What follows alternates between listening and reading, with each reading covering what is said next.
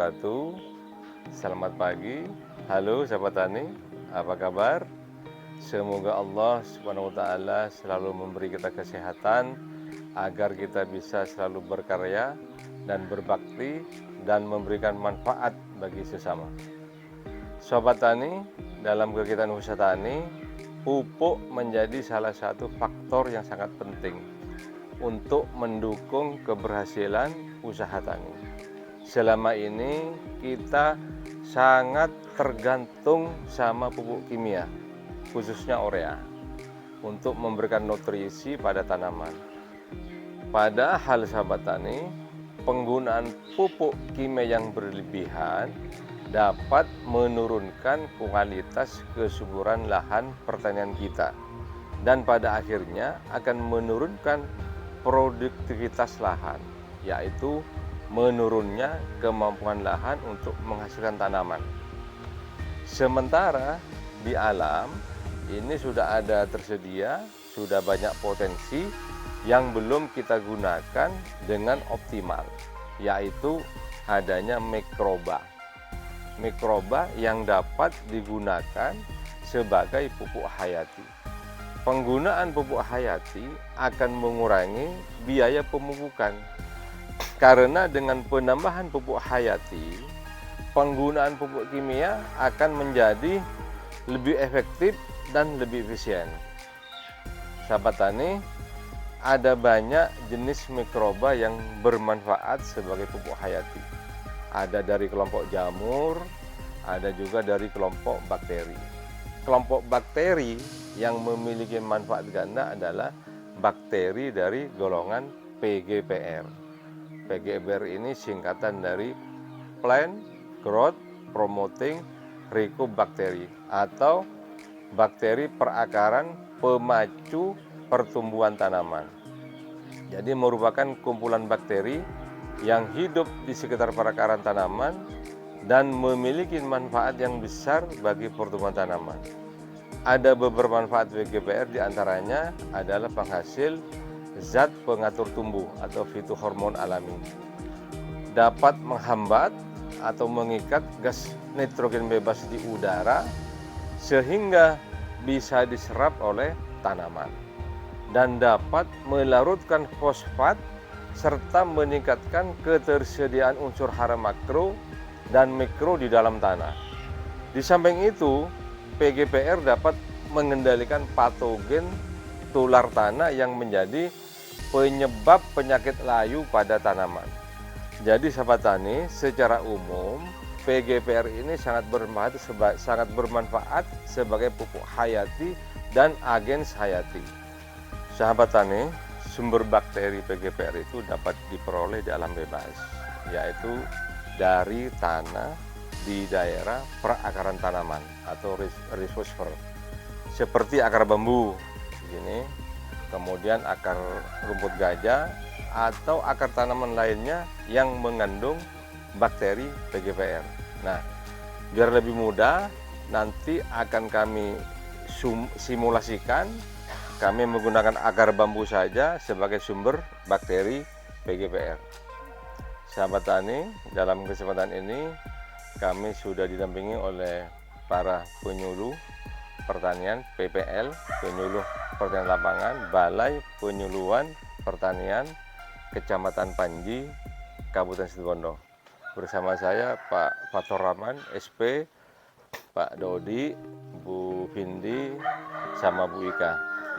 Nanti para PPL ini akan menjelaskan cara teknik membuat pupuk hayati secara sederhana. Mari kita simak dan kita ikuti bersama penjelasan teknis dari para PPL BPP Kecamatan Panji. Silahkan Pak Fathur. Terima kasih Bapak Kadis. Kali ini saya bersama teman-teman PPL Kecamatan Panji akan memperagakan cara membuat pupuk hayati secara sederhana, yaitu PGPR. Untuk membuat PGPR sebanyak 15 liter, kita membutuhkan wadah untuk fermentasi dengan volume 20 liter. Bahan-bahan yang dibutuhkan yaitu rendaman akar bambu atau biang sebanyak 1 liter. Kemudian dedak Kalau dedak halus kita bisa menggunakan cukup 1 kilo. Karena ini masih kasar, kita menggunakan 3 kilo. Kemudian tetes atau mulase sebanyak setengah liter. Atau bisa juga menggunakan gula merah sebanyak setengah kilo. Jadi pilih salah satu, bisa menggunakan tetes atau menggunakan gula merah. Langkah pembuatannya, pertama kita panaskan dulu air sebanyak 15 liter.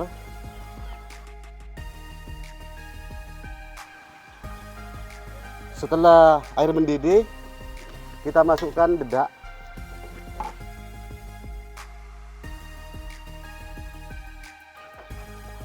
Semuanya.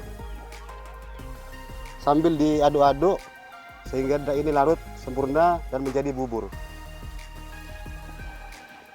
Setelah dedak kita rebus dan tercampur sempurna, kita tambahkan dengan terasi sebanyak 1 on.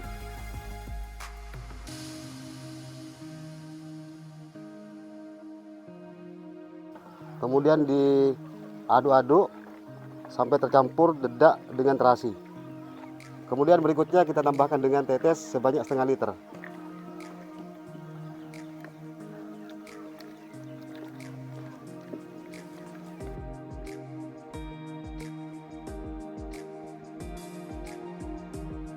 Ini adalah media campuran antara dedak, terasi sama tetes yang sudah kita rebus dan dibiarkan mendidih selama 15 menit.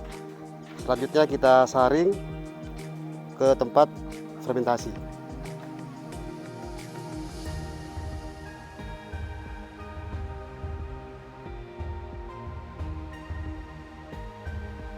Setelah media perbanyakan kita tuang ke wadah fermentor sebanyak 15 liter, kita tambahkan dengan biang PGBR sebanyak 1 liter.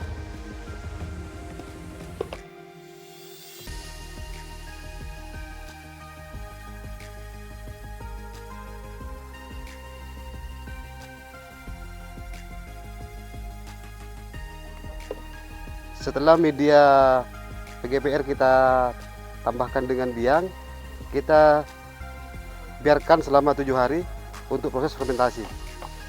Setelah 7 hari, PGBR ini akan jadi yang ditandai dengan aroma yang wangi seperti aroma tape. Dan di atas permukaan cairan ini ada jamur berwarna putih. Setelah difermentasi selama 1 minggu, PGBR ini akan jadi dan siap untuk digunakan. Ini saya sudah punya contoh PGBR yang sudah jadi. Nanti warnanya akan seperti ini dan aromanya wangi seperti tape. Cara penggunaannya, kita encerkan terlebih dahulu PGBR ini sebanyak 1 gelas air mineral ke dalam air 20 liter. Lalu kita siramkan ke daerah perakaran tanaman.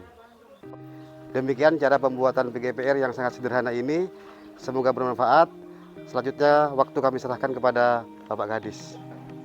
Sahabat tani, ternyata pembuatan PGBR ini mudah dan sederhana kan, dan mudah diterapkan oleh masing-masing petani. Ini merupakan terobosan inovasi dan insya Allah akan mampu memberikan pengaruh yang besar terhadap peningkatan produktivitas tanaman. Dan kita tidak tergantung kepada pupuk kimia dan pestisida kimia. Demikian, semoga bermanfaat. Petani keren, penyuluh peken, situ Pondok Berjaya. Wassalamualaikum warahmatullahi wabarakatuh.